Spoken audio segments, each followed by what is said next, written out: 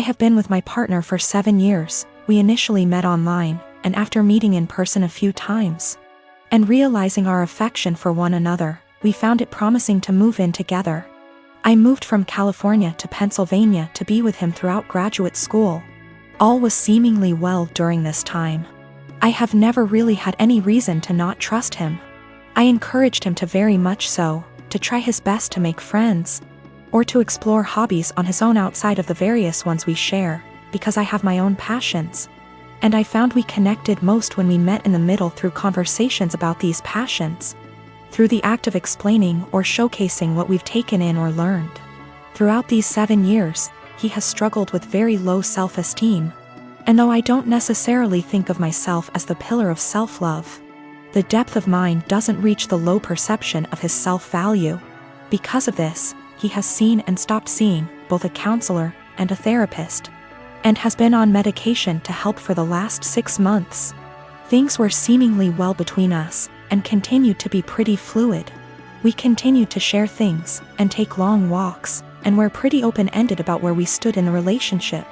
If one was feeling a bit of an ebb, the other would pick up more of a share, and vice versa. However, things took a bit of a dip about 2 days ago when I felt the ebb and asked him about it. Initially, he said there was really nothing wrong. And perhaps I was just feeling this way because with our schedules we haven't been able to see one another for long periods of time like we are used to, which is true. But the feeling continued to irk me, and when I asked about it a second time, he confessed to me he had begun talking to another girl from another country via Instagram direct messages. And though things between she and him never crossed the boundaries of platonic friendship, he really loved the initial rush of someone asking him questions about his favorite movie, his favorite album, his favorite book. All things he and I already know very well about one another. I asked if he'd sent any selfies, or anything risque, and he said no, though I can't confirm, because he deleted the messages. A good deal of me believes him, because of how open he was about the initial conversations to begin with. We slept apart, and I just felt really confused the entire night, because I couldn't really resonate with wanting that sort of attention from someone else. If anything, his yearning for that type of attention sort of hurt. It felt like I wasn't doing enough, or giving enough. The next morning, though I don't have an Instagram, and am not on the app, I went to check his using the desktop version, and found that posts where he once called me the love of his life, or a specific post with a gift I gave him that once said, "Greatest gift from the greatest girl," were still on his profile, but the words, girlfriend, or love of my life, were completed erased. With this realization, my confusion and hurt turned to very real heartache. I called him and asked if he had deleted these words from the specific posts, and with shame, he said yes, he did. When I asked why, he said it was because he just didn't want the attention from the girl asking him about himself to be disrupted if she found out he was in a long-term relationship. I guess this is where I asked the obvious and questioned why someone who is just asking about your favorite books, movies, etc., would be driven away by the fact that you have a girlfriend. And he said he didn't know why he did it, and that it was a massive mistake. At the risk of seeming toxic, and I will take full accountability for seeming so or being so, I asked him to please deactivate his Instagram for the time being while we sort through this, his Twitter as well. He did, and though I was feeling a bit of relief about that, I couldn't help but feel a bit saddened that he didn't choose to do that on his own for the benefit of our relationship. He had to wait for me to ask, which again, just made me feel like such a toxic and controlling partner. 2 things I always strive to be so far from. When he got home from work, we discussed everything at massive length, and he continued to swear up and down that these conversations pertained strictly to music, movies, and books, and he didn't have interest in her. Just interest in the initial rush of the attention he was receiving. We read a few articles, and he broke things down to me as his self-esteem has never been lower. Despite his career as a doctor being at a high, and his finances in order, he felt things with his music weren't taking off. And with that came a feeling that he wasn't special, and it was nice for someone to make him feel that way. I felt shame and asked him if I wasn't doing enough or giving enough to him to make him feel that way. He said, I defiantly was. But my love, and attention and affection, became a pillar he could rely on, and got used to, so with new attention came a rush. And he liked that. I asked him if he wanted to be single and find that rush in dating new people. And he kept insisting that that's so far from what he wants. He wants to remain a couple and do all he can to work on these things together. Though I can't help but correlate that feeling he enjoys with the feeling of a first date. Which hurts, of course. I told him I didn't really see how we could move past this because there was nothing much for me to make an attempt to work on moving forward. This seems to be a self-stemming problem that I emphasize with, but just don't want to be on the receiving end of the counter effects. So though it is incredibly uneasy to begin to think of how difficult it'll be to begin again, it is just as difficult to think about how difficult it would be to stay and try to rebuild back up an issue that I feel like just a bystander. When it comes to, this has all been very painful, and if this comes to an end, I just want it to be as civil and as possible. He deserves to love himself, but not at the expense of the love we have between us. I deserve love that is stable and comforting, and not laced with newfound paranoia. Despite this all, my heart is still very much in this, of course, and he has been very vocal about how it was just one mistake. Nothing happened, we can work through this, etc. And I secretly keep hoping he will make a step, any step really, to showcase these words and implement action, seek a new therapist. Find the two of us a relationship counselor, buy a book on self-help or on how couple conquer affairs, anything at all. Without me having to be the one to ask him. I just want him to have that yearning that he continues to say he has, but instead of saying it, I was him to show me. That makes me irrational or just plain dumb. I believe to be in a state where I can handle either answer, or something completely different just the same. Do all think I'm blowing something completely out of proportion? Given how this was an exchange of conversation between him and another girl for just a few days, and his erasure of me on his profile was only for about 2 days? This has been a first in this relationship, this has been a first in my life, truthfully. I just felt completely vulnerable and isolated. I want to start by saying that I don't have the best relationship with my mom. I have an older sister, and growing up my mom always tended to control me and tried to override any decisions I make, saying that I was young and naive and she always knew better. I cut contact with her for a few months after she tried to get involved in my marriage. My husband and I been together for 3 years, and he has always been telling me to be more gentle with my mom. I had a miscarriage a few days ago. It's devastating and I really thought it'll get easier, but I'm still feeling excruciating pain and frustration. We were happy and excited, but all that disappeared suddenly, and it was hard for me to take because I thought everything was fine. I didn't tell anyone, especially since I'm currently dealing with some health issues. I didn't tell anyone in the family. My husband promised not to tell until I'm ready. My mom kept asking me questions and brought up my pregnancy constantly, and my answers were short. Because I didn't want her to know, since she'd call everybody and let them know. She's always like this, that's why I tend to keep things private. I decided to not visit for a couple of days, hoping she'd stop asking questions. Then I found out on FB that my mom announced my miscarriage on her page, and I didn't know about that. I was shocked. I freaked out when I started getting calls from family members, and I have no idea how many people knew about it. I was so mad to the point of shaking. Everyone kept berating me for not telling them. I called my mom and I yelled at her. She defended herself, saying that she was just looking for support and that I should have told her about it first time she asked what was wrong. I asked her who told her, and she said she had a talk with my doctor, but I shouldn't be mad because she's my mom and she had the right to know what's going on. I argued with her about getting involved in my personal life and disregarding my feelings and cutting me off guard like that.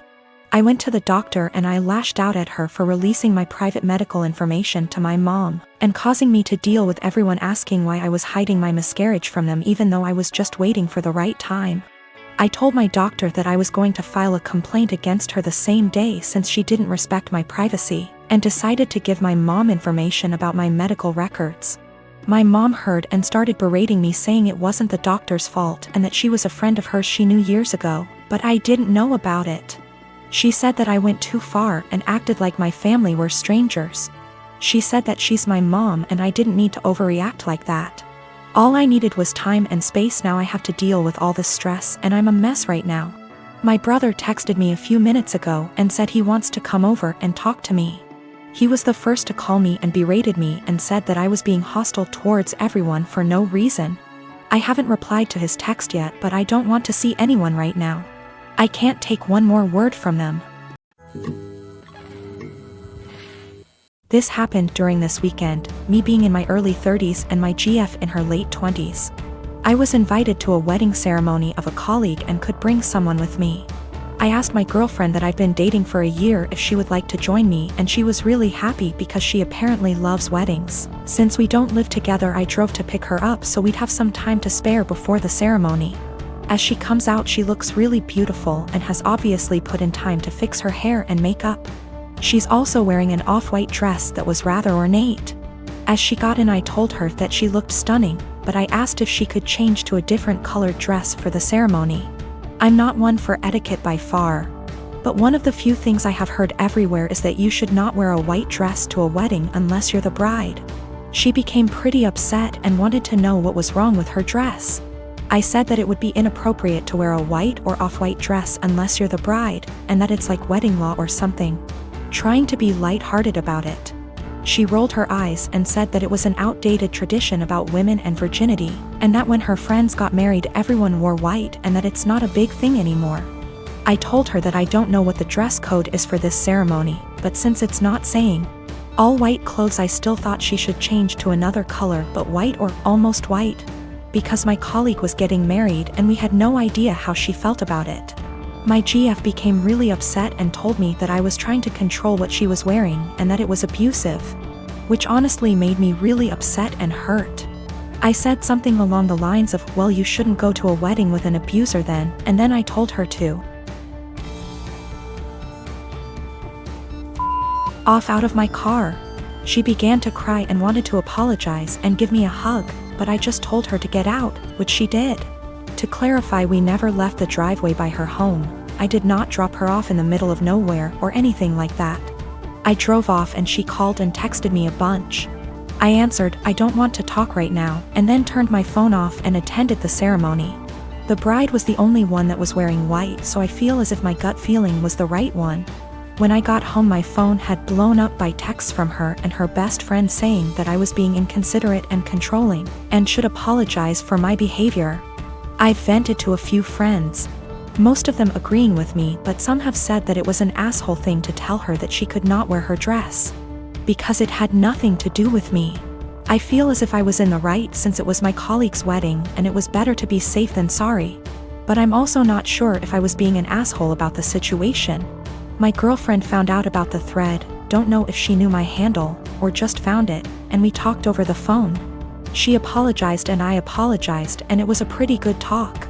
She asked if she could come over, and I said no and that it would be best for us to go our separate ways. She got upset and asked why I wouldn't even try to work it out. I basically just said good. Bye. And then she said my was small, which actually made me laugh after what had been a pretty mature conversation, and then she hung up. I'm pretty sad about it. She really made me feel happy. I was hurt, but if she did think I was being abusive, it would be the right thing to do. And if she did not think I was being abusive and said it anyways, I would not want to be with her. So anyways, I think things worked out for the best for us both. I have a friend from high school who has a teenage daughter that recently started having fainting spells. I remembered that my nephew had this issue as a child and texted in Messenger to ask my older sister about what they found out about him and if it sounded like my friend's daughter. I asked via text because she is pretty busy. She answered that he still has it and it's a condition he has with anxiety and it overwhelms his heart sometimes. An hour or so later, she started talking, again, via text, about how her son and daughter, both young adults now, are mentally handicapped and have psychotic episodes, saying that the daughter totally made up the flea issue they had in their house and her mental issues caused her to break out in hives. This made me confused as I've been with her kids and even took my niece on vacation with us so she could ride the slides with my husband. Not my thing anymore, and she was perfectly fine. Well, an hour later my sister texted me saying all of that was not her. After she had told me about her son's anxiety issue, she had went to work and her husband. Yes, her husband had pretended to be her and even Googled all this BS up. I already had issues with her husband. He has lied and has had other issues before. To say I was angry is an understatement. Her husband, who is not her children's father, was bad-mouthing and telling me her kids are mentally unstable. Carl already has a past of being like this to her kids, and my sister went along with it. I told her, that was it. I'm done. I went no contact for the past month, although I kept in touch with the kids. She has a younger son, age 15. And he does not get along with her husband, either. I told the elder too what he had said, so they had a heads up. My sister defended him initially but apologized 2 days ago. I told her that her husband needs to apologize for himself, though. He is a grown man. Until then, my kids and husband will not be attending anything outside of holidays at my mom's house, their neighbors. My mom can visit or I can visit her, but my kids will have nothing to do with her husband. Even after the apology, he will not be family to me or mine. He is deeply homophobic, drunk every time we visit, and racist. He is the reason my sister is not someone I want to raising my kids if something happened to us. My mom told me I should let it go, because family, but my husband backs me 100%. He claims he thought I knew it was him because they share a FB account. He was looking at other women's accounts and talking to them. So my sister insisted they share an account so he would not do that. Even if it were him not pretending to be my sister. He was spreading lies about 2 people I care for deeply.